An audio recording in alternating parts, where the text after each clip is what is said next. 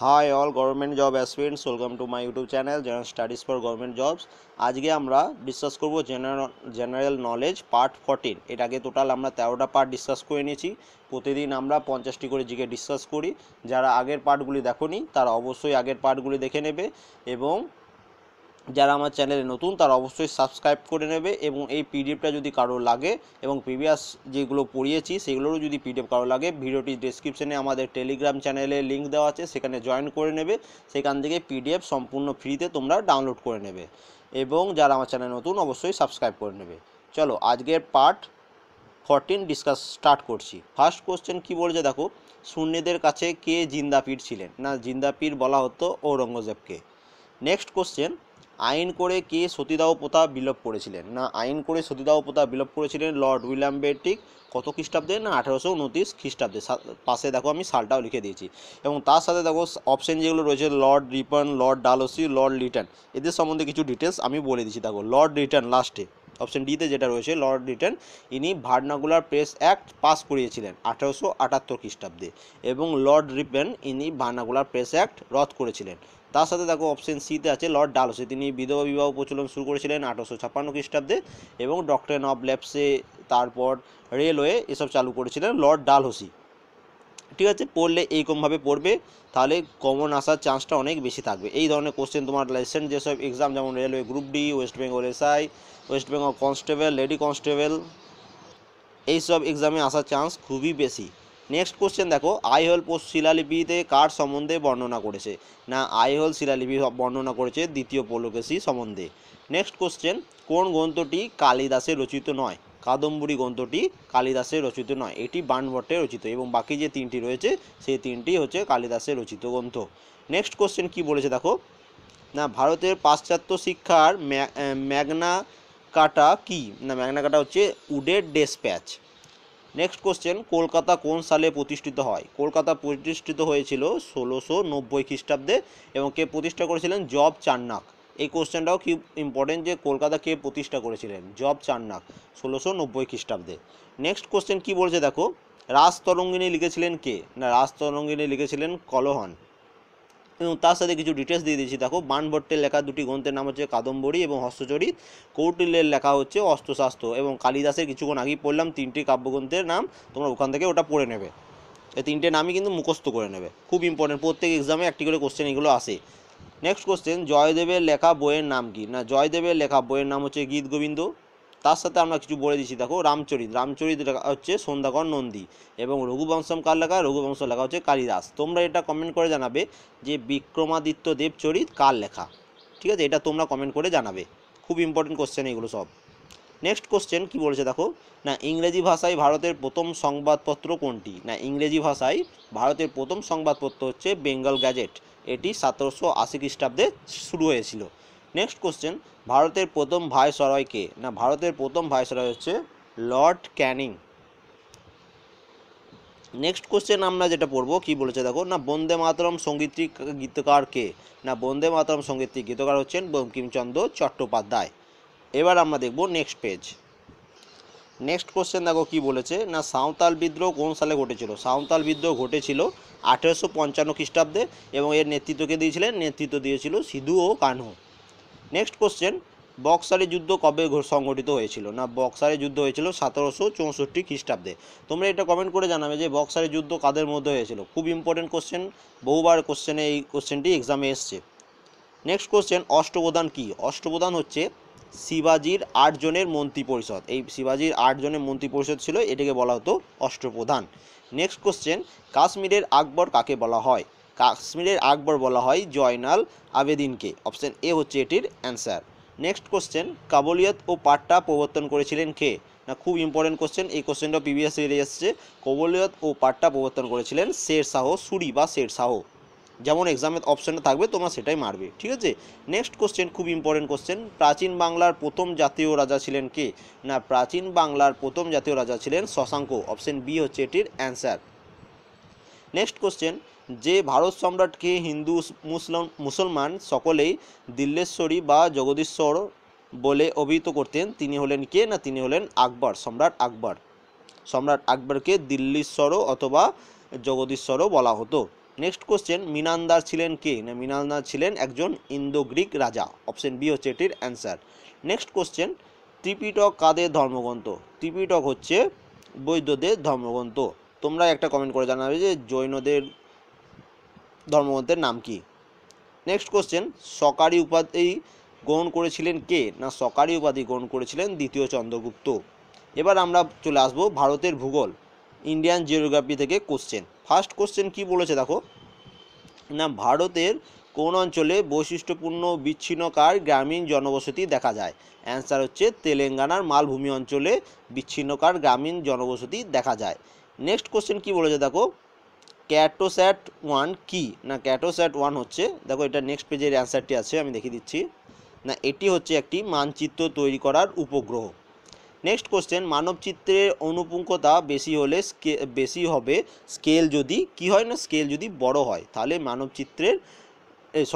মানচিত্রের অনুপুঙ্খতা বেশি হবে।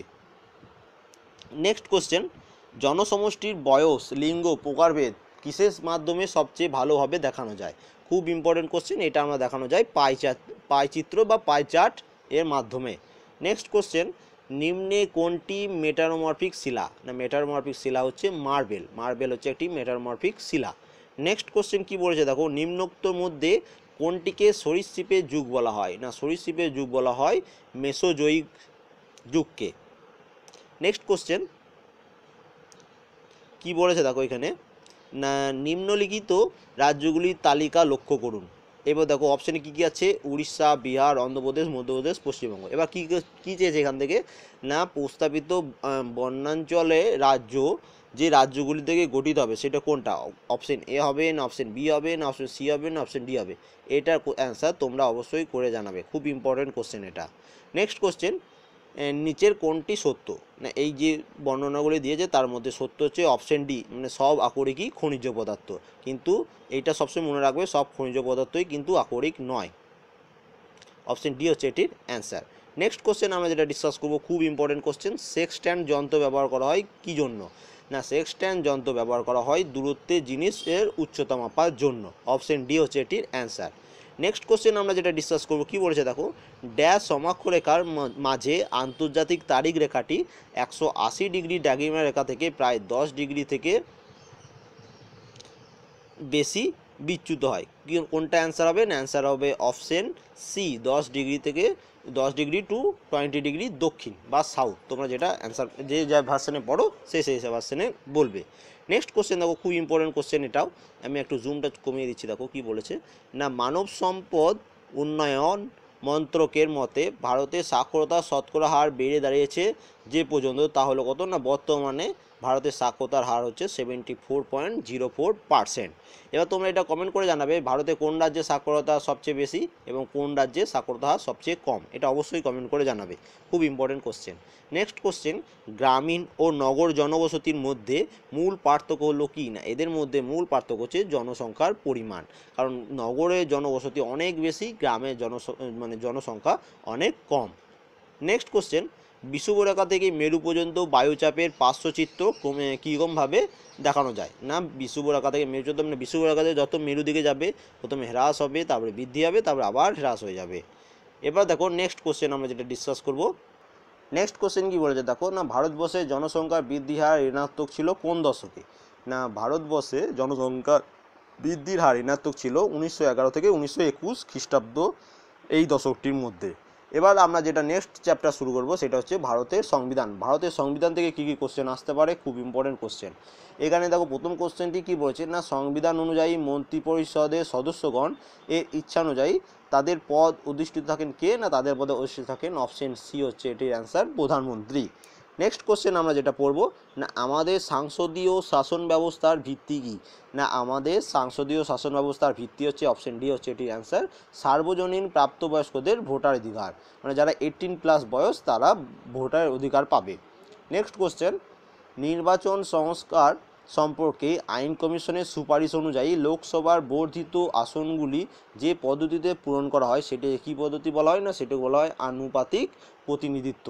অপশন সি হচ্ছে এটির অ্যান্সার।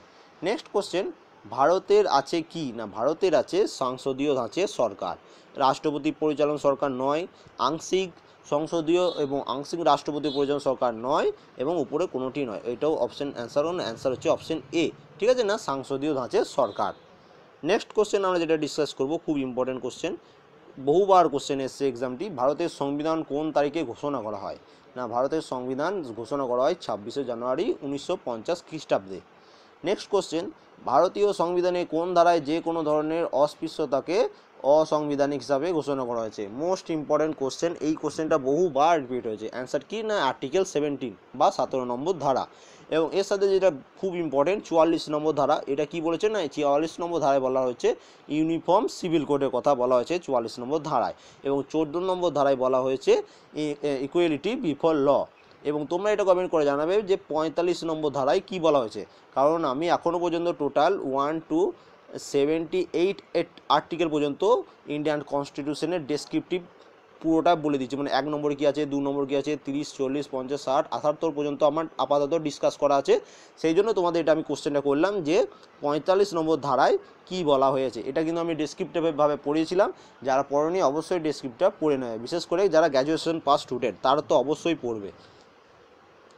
নেক্সট কোশ্চেন দেখো কি বলেছে না, পশ্চিমবঙ্গের বর্তমান জেলা পরিষদের সভাধিপতির পদমর্যাদা যে পদাধিকারীর সমতুল তা হলো কোনটি? না, রাষ্ট্রমন্ত্রীর।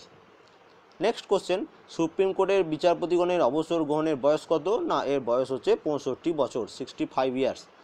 নেক্সট কোশ্চেন, সংসদ কর্তৃক কোনো বিল অনুমোদিত হওয়ার পর রাষ্ট্রপতি কী করতে পারে? না, রাষ্ট্রপতি পুনর্বিবেচনার জন্য বিলটি ফেরত পাঠাতে পারে, এইটি রাষ্ট্রপতির হাতে আছে। নেক্সট কোশ্চেন আমরা দেখব। নেক্সট কোশ্চেন কী বলেছে দেখো না, সর্বাধিক কত সময়ের মধ্যে সংসদের অধিবেশন নাও বসতে পারে? দেখো সর্বাধিক বলেছে, সেই জন্য অ্যান্সার হবে 6 মাস, আর যদি বলতো সর্বনিম্ন তাহলে হবে 3 মাস, তাহলে এই 3 মাস হবে, এখানে 3 বছর দিয়েছে, এটা 3 বছর হবে না, এটা 3 মাস হবে, ঠিক আছে, সর্বনিম্ন 3 মাস, 3 মান্থ, এবং সর্বোচ্চ হচ্ছে 6 মাস। নেক্সট কোশ্চেন আমরা যেটা ডিসকাস করব কি বলেছে দেখো না, ভারতীয় সংবিধান রেসিডুয়ারি পাওয়ারের ন্যস্ত করেছে কে? না, এটি করেছে কেন্দ্রীয় সরকারের উপর, এটি কেন্দ্রীয় সরকারের হাতে এটা থাকে রেসিডুয়ারি পাওয়ার। নেক্সট কোশ্চেন যেটা এবং কনস্টিটিউশনের লাস্ট কোশ্চেন কি বলেছে দেখো না, ভারতের সংবিধানে রাষ্ট্র পরিচালনার নির্দেশাত্মক নীতি অন্তর্ভুক্ত করার মুখ্য উদ্দেশ্য হলো কি? না, কল্যাণমূলক রাষ্ট্র প্রতিষ্ঠাতা করা, এটার জন্যই রাষ্ট্র পরিচালনার নির্দেশমূলক অন্তর্ভুক্ত করা হয়েছে ভারতীয় সংবিধানে। এবং আজকে লাস্ট কোশ্চেন, ভারতের অর্থনীতি থেকে একটি কোশ্চেন আসে, কি বলেছে না, বিশ্ব রপ্তানিতে ভারতের অংশ বর্তমানে কত? না, বিশ্ব রপ্তানিতে বলেছে এখানে ভারতের অংশ হচ্ছে 0.30 থেকে 0.50 মধ্যে, অপশন বি হচ্ছে এটির অ্যান্সার। তাহলে আজকেও আমরা টোটাল 50টি কোশ্চেন ডিসকাস করলাম। যদি ভিডিওটি ভালো লেগে থাকে অবশ্যই লাইক করবে, কমেন্ট করবে এবং শেয়ার করে নিজের ওয়ালে রেখে দেবে। এবং আরেকটা কথা বলি, যারা আমার চ্যানেলে নতুন তারা অবশ্যই সাবস্ক্রাইব করে নেবে, এবং এটারও পিডিএফ আমি আমার টেলিগ্রাম চ্যানেলে দিয়ে দেবো, তোমরা সেখান থেকে অবশ্যই ফ্রিতে ডাউনলোড করে নিতে পারো। তার জন্য তোমাদের কী করতে হবে, এই চ্যানেলটি সাবস্ক্রাইব করতে হবে, এবং ভিডিওটি ডেসক্রিপশনে টেলিগ্রাম চ্যানেলের লিঙ্ক দেওয়া আছে, সেখানে লিঙ্কে ক্লিক করে তোমরা আমাদের টেলিগ্রাম চ্যানেলে জয়েন হতে পারো, সেখানে এটা পিডিএফ সম্পূর্ণ বিনামূল্যে। এবং লাস্ট আরেকটা রিকোয়েস্ট, যদি আমি কোনো কোশ্চেনের অ্যান্সার ভুল বলে থাকি অবশ্যই তোমরা কমেন্ট করে জানাবে, তাহলে পিডিএফটা দেওয়ার আগে সেটা আমি সংশোধন করে নেব। এবং থ্যাংক ইউ ফর ওয়াচিং।